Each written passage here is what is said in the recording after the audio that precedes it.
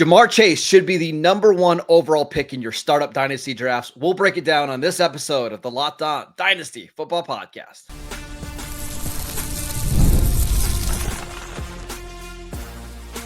You are Locked On Dynasty Football, part of the Locked On Podcast Network. Your team every day. Here are your hosts, Marcus Mosher and Kate Madjuk. Welcome back to the Locked On Dynasty Football Podcast, part of the Locked On Podcast Network. Your team every day. We'd like to thank you for making us your first listen of the day. This episode is brought to you by LinkedIn. LinkedIn Jobs helps you find the qualified candidates that you want to talk to faster. Post your job for free at linkedin.com/LockedOnNFL. Terms and conditions apply. Welcome back. I am your host, Marcus Mosher. You can follow me on Twitter at Marcus_Mosher. Joining me today, as always, is Kate Madjuk. You can follow her on Twitter at Kate Madjuk. On today's show, we're going to do some commotion players that you should promote from your bench into your starting lineups in Week 10. We're also going to talk about this Ravens offense that continues to be dynamic. But Kate, let's start with the Bengals, who lost a really tough game last night, 34-35 to Baltimore. The story of the game, Ja'Marr Chase, 11 for 264 yards and 3 touchdowns. Could have had an even bigger day. There were a couple of drops sprinkled in there. But I don't think you're complaining if you had Ja'Marr Chase on your dynasty teams this morning. Let's first start with the performance before we talk about his value. What did you think of this game from Chase? I mean, this game was everything. And I think more importantly, perhaps it gives you the glimpse of what Ja'Marr Chase is without T. Higgins in the lineup. So obviously, like, he's been out the last couple of weeks. We've seen a lot of moments where T. Higgins has been forced out of action, hamstring injuries, quad. Like, it's kind of this revolving door for T. Higgins. But tying together this 2-game stretch and seeing this upside, I think just kind of provides you a really interesting look at the future of the Bengals offense and what the face and identity of that offense. And guess what? It's Ja'Marr Chase. Yeah, T. Higgins is a free agent after this year. Kate, I got to believe that the Bengals aren't going to be able to re-sign him. And I think they would like to re-sign him, but you're seeing the issue with T. Higgins. Like, yeah, he misses a lot of time every single year with miscellaneous injuries. Yep. You and I both believe that the Bengals are going to draft a receiver fairly early in the next year's draft. Maybe they'll sign someone else to be a better number 2 than Jermaine Burton and Andre Yoshevach. But this is Ja'Marr Chase's offense. Like, they are building the entire offense around him. Obviously, he's not going to put up games like this every week. But you and I were discussing pre-show, like, I just don't see very many games in his future with Joe Burrow at quarterback where he's not getting double-digit targets. And I mean, why wouldn't you force feed? It doesn't matter that the opposing defenses know that that's the game plan. And that's what's just pretty freaking incredible, is that, like, it doesn't matter, right? Like, it does not matter that you cannot cover Ja'Marr Chase, period. I think there's a very reasonable take. Like, I always think that early on in your dynasty startups, my priority is going to be the wide receiver position. But always. I mean, Ja'Marr Chase, Justin Jefferson, I don't think there's a wrong answer, but again, seeing this glimpse of what I think is probably close to what this Bengals offense is going to look like in the years to come, seeing Joe Burrow on the field consistently, it did give us a little bit of a scare there. That's been a problem with Joe Burrow as well, has just been staying on the football field. Gave us a little bit of a scare Thursday night, but popped back into the offense and was good. This is a very kind of shut and dry case for me. Yeah. So going into the month of October, if you look at overall dynasty ADP, this is non-superflex leagues, because if it's a superflex league, it's going to be all quarterbacks to start. But non-superflex leagues, it was Justin Jefferson, Malik Neighbors, CeeDee Lamb, Ja'Marr Chase at 4. You know how much, Kate, I love CeeDee Lamb, right? One of my favorite players of all time, right? But I've got some concerns about the quarterback situation, not Dak in particular, but his injury stuff. Like the injuries are starting to mount up for Dak as well. It just seems like the Bengals do a better job of getting Chase a lot of targets and easy targets and downfield targets. They're pretty close. Justin Jefferson is obviously ridiculous. His quarterback situation is just a little bit more unstable because Sam Darnold's a free agent. JJ McCarthy is going to be coming into year 2, never playing a snap during his rookie year. And then Malik Neighbors, we know that quarterback situation there. I'm perfectly fine if you want to take Ja'Marr Chase as the number 1 overall player in your startup drafts because his talent warrants it, and so does the situation. Yeah, I think that's kind of the tiebreaker. If you're looking at all these wide receivers, and yes, the names you mentioned are, of course, top-tier talents, but it's the situation that seems to be the tiebreaker right now when you're evaluating stability heading into the year to come and just kind of knowing what the landscape of the offense is going to look like. Let's talk about Chase Brown, who had another very voluminous week here and ended up capitalizing that on a big way, especially in the receiving game. Joe Burrow was not afraid at all to utilize him as a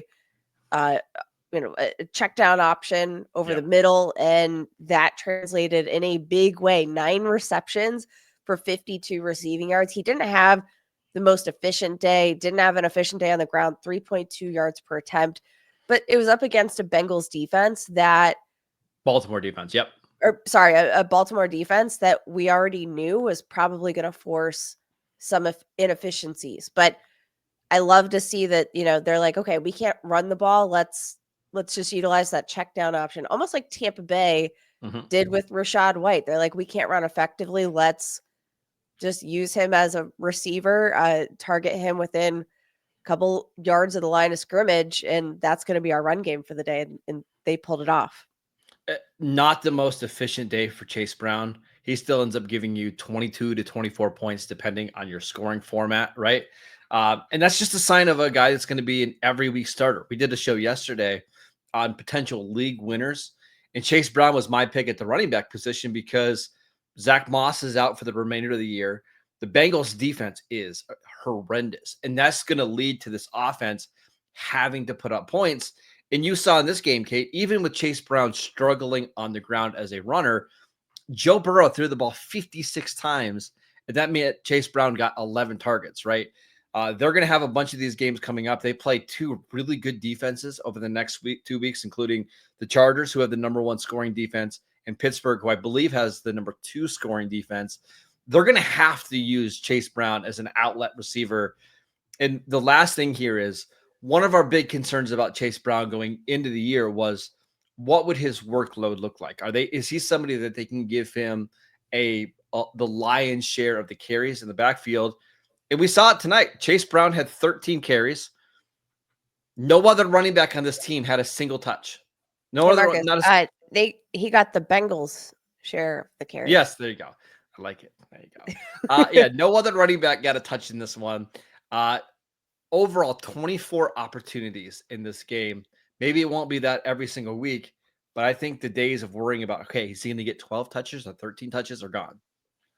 I mean, yeah, he is a locked and loaded must-start running back every single week.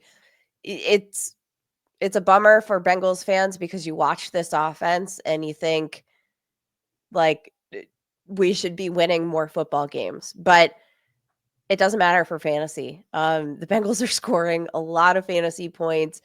Chase Brown, as the lead running back, rest of season needs to be a integral part of your fantasy lineups week in and week out. Yeah, I think he's going to really help you. Again, as long as Joe Burrow stays healthy, because a lot of his value is dependent on that Bengals offense being good. But Kate, I don't really see anything changing right now in Cincinnati. Let's go to the other side of the field. Let's talk about Baltimore's absolutely ridiculous offense. We will get to that next. This episode is brought to you by Arena Club. For most of us that like collecting cards like me, it's a big, big hobby of mine. The idea of spending $2,000 or more on, let's say, a Patrick Mahomes rookie card just isn't in the cards. I love collecting, but there's no way that I could drop that much money on a single card.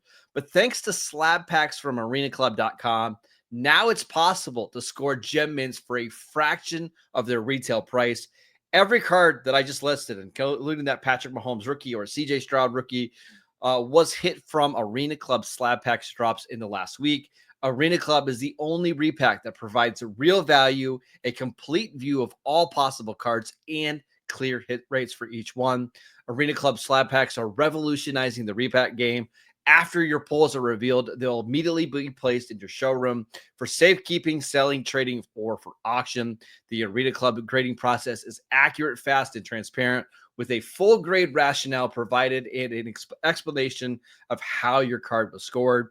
Whether you're buying, selling, trading, or displaying, Arena Club is the card collecting platform that you have to check out. Right now, you can get 10% off your first slab pack or card purchase by going to arenaclub.com/LockedOnNFL and use promo code LockedOnNFL. That is arenaclub.com/LockedOnNFL. Use promo code LockedOnNFL for 10% off your first purchase. This episode is brought to you by Hims. Your sex life is important, but your schedule is busy. You don't have the time to go to the doctor's office to get treated for ED. But through Hims, you can get a personalized ED treatment without stepping foot outside of your door. Hims is changing men's health care by providing you with access to affordable sexual health treatments from the comfort of your couch. Hims provides access to a range of doctor-trusted ED treatments like chewable hard mints and Viagra, Cialis, whatever you need. The process is 100% online, so there's no need for those uncomfortable doctor visits. No insurance is needed, and one low price because it covers everything from treatments to ongoing care. With hundreds of thousands of trusted subscribers, Hims can help you find the ED option that works best for you. Start your free online visit today at hims.com/lockedon. That is HIMS.com/lockedon for your personalized ED treatment options. hims.com/lockedon.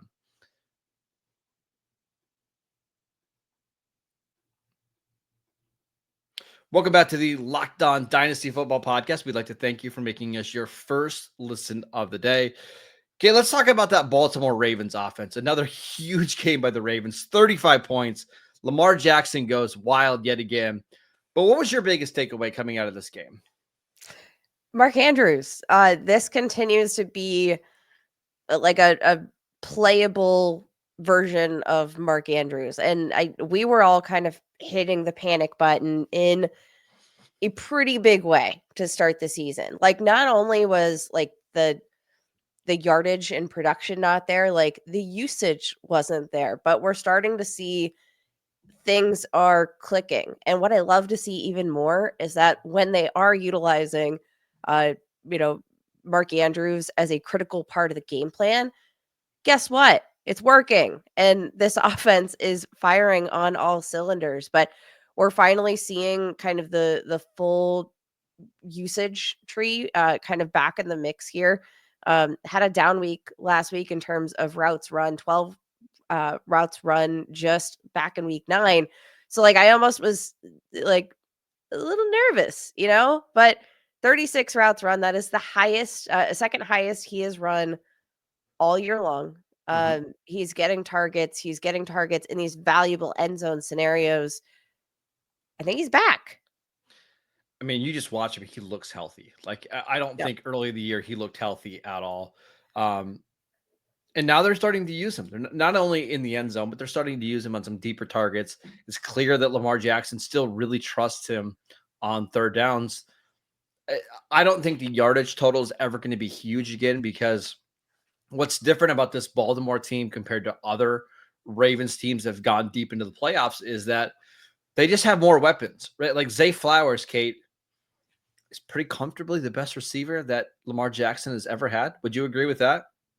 Oh, very, very comfortably. Very comfortably. And you can say that comfortably, even coming off of a down game. Yeah, he had a down game, but he's still, I mean, we know how good Zay Flowers is. Even someone like Rashad Bateman, who has been very up and down, mostly down throughout his NFL career, this is by far the best season that he's ever had. Like, he looks much more comfortable in this offense. Tylan Wallace is obviously making plays. Deontay Johnson, who we'll get to in a second, isn't doing much, but they just have more weapons than what we've seen. And Isaiah Likely didn't even play in this game, by the way. So those big yardage games are probably gone for Mark Andrews, and that caps his ceiling and his upside. But he definitely looks better, and I think that's the thing I wanted to see. If you're a dynasty manager of Mark Andrews, you just wanted to see him get better and look healthier as the season went on, and he certainly has.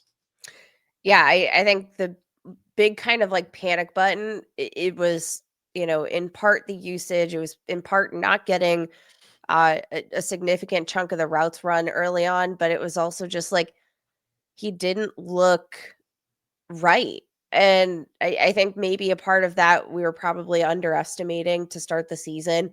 Him having missed some practice time following that car accident that happened late in like the training camp preseason period. Didn't emerge with any injuries. So I think we generally say like, he's good. But I don't know if anybody's ever been in a car accident. I've only been in one minor car accident. Guess what? My body was sore and I was young. Like, I have to imagine a car accident at an older age probably hits a little bit different, even when you're a professional football player. So we probably underestimated what that might do. Again, I just wanted to see him get healthier. We'll see how the rest of the season goes, but this is probably the best he's looked physically in a while, and that's saying something considering this was a Thursday night game, a divisional game. I thought he looked pretty good. I did want to mention Deontay Johnson, Kate. 2 targets in this game, 1 catch for 6 yards. He was playing behind Zay Flowers, Rashad Bateman, but Tylan Wallace and Nelson Aguilar both played more snaps than Deontay Johnson. What are your thoughts on that moving forward? I'm kind of puzzled because I do think Deontay Johnson would be a great asset. But part of me wonders, like, is this going to be one of those things that, again, like they didn't invest, a ton of trade value. I don't think they're planning to give him an extension after this season. Like, No. This was a depth ad. This was a depth ad in a position to make a Super Bowl run. And I do think that from this point on, Deontay Johnson needs to be on your bench until he plays more snaps. Or you just wait till next year. Like, you're just holding him, hoping that he goes to the Chargers next year. No, I'm not saying that. I don't think you should trade him right now. You're not going to get anything back. And I think that Deontay Johnson's too good a wide receiver just to fade into the ether. I think his opportunity will come next year, but now is not the time. You hold him, you stash him away. Part of me wonders if maybe in that week 14 bye, he comes out and takes on an increased role. Maybe,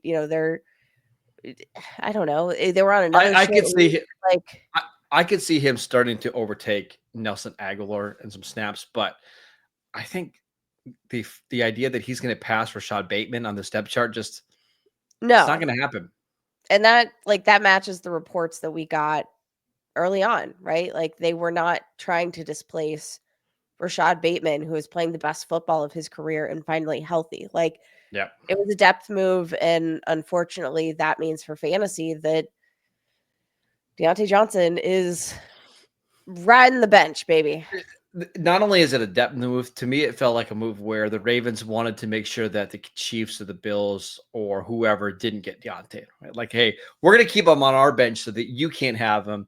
And I also think maybe that Zay Flowers ankle injury that happened in the Tampa Bay game maybe spooked them a little bit to be like, you know what, we need to get another guy out here that can get open, create separation in the case that Flowers isn't healthy or whatever goes on. So, he's – I don't want to say he's borderline unrosterable, but you're not thinking about starting him. No, not in Dynasty. You're still rostering him in Dynasty. That would be incredibly short-sighted, but you just have to, consider him like pretend he's on IR right now, right? Exactly. Unavailable.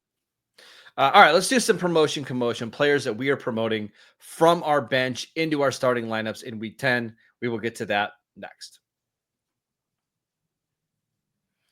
This episode is brought to you by LinkedIn.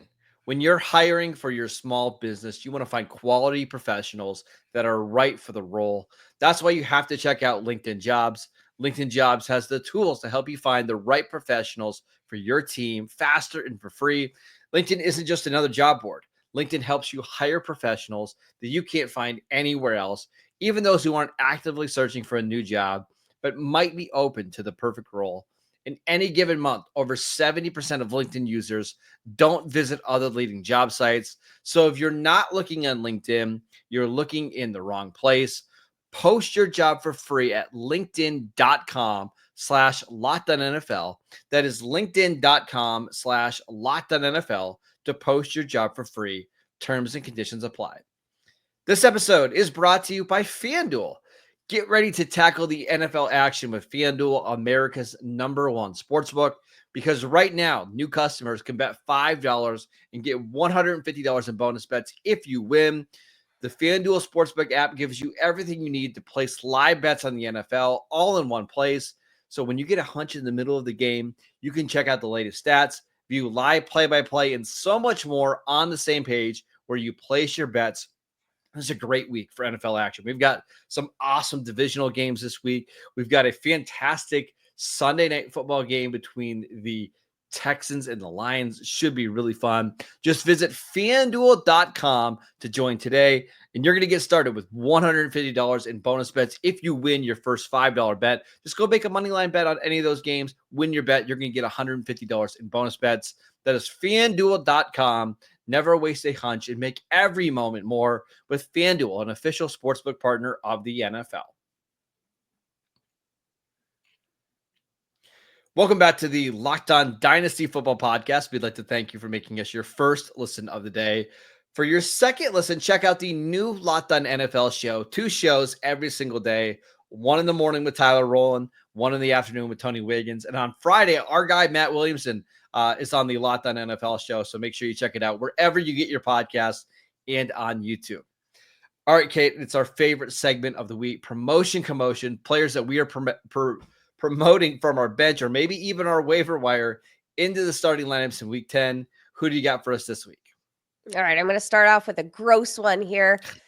Let's head over to the Jaguars offense. Let's check in there. They're without their starting quarterback probably in Trevor Lawrence this week, dealing with a shoulder injury. That means they are going to their backup. And you know what I love doing when a backup quarterback comes in? I love going down the depth chart at wide receiver and seeing who are the wide receivers that have probably gotten some nice quality reps with these quarterbacks. I'm going with Parker Washington, wide receiver for the Jacksonville Jaguars, who I think could have a interesting game. He's a second-year player. Never did a ton, but back-to-back games with 40-plus receiving yards here. And I do think is in a situation right now heading into the coming week with, again, just probably more reps with the quarterback than like we're probably going to see with Brian Thomas Jr., right? Like, who's only probably exclusively played with the ones here.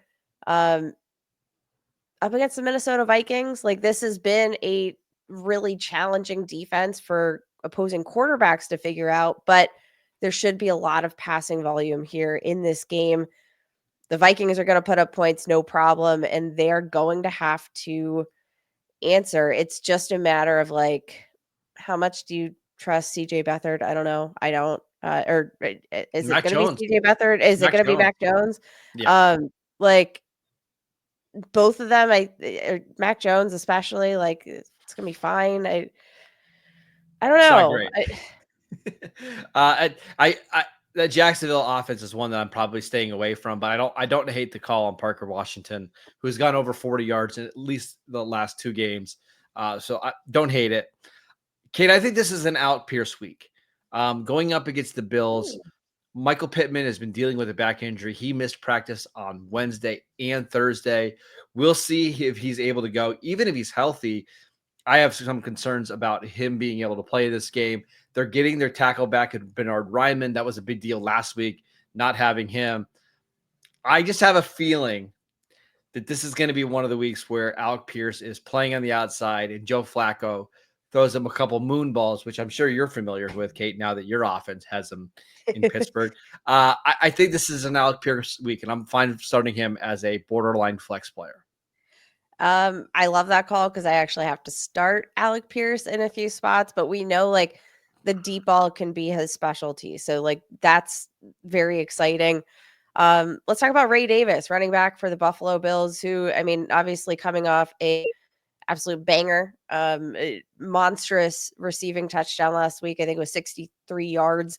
Not playing a ton of offensive snaps. So like this is a deep desperation play, but here heading into week 10, I think could be an opportunity just from like a game script perspective. If they're going to trounce on the Colts, like maybe some of those moon balls don't connect, right? Like from Joe Flacco to Alec Pierce, like if the Bills can build a nice lead over the Colts, that might be an opportunity for Ray Davis to get in there, get some snaps. And we've already seen that he can be a pretty explosive option, both as a power back up the middle and in the receiving game. I mean, you love to see any running back that can take that screen to the house. And that's the only guy I had this week was Alec Pierce. It's pretty bleak with some teams on bye this week, a bunch of injuries. But so we're thinking Parker Washington. We're thinking Ray Davis, and go ahead and go with my guy, Alec Pierce. Anybody else you want to mention? I want to go back to Taysom Hill this week. I think, again, one of those weeks that just you have back-to-back games with 40-plus scrimmage yards. He's scored in 2 of his last 3 games on the football field. So, like, I think generally speaking, when we're looking at the Saints offense, it's not a good one. But we've also seen some increased usage from Hill as a receiver over the past 2 weeks with Chris Olave out. Maybe they continue to do that. Last week, he got 5 targets. Usually you see him more as the running option, but love to see that additional target usage as well. So I'm fine flexing, even if I have a reliable answer at tight end.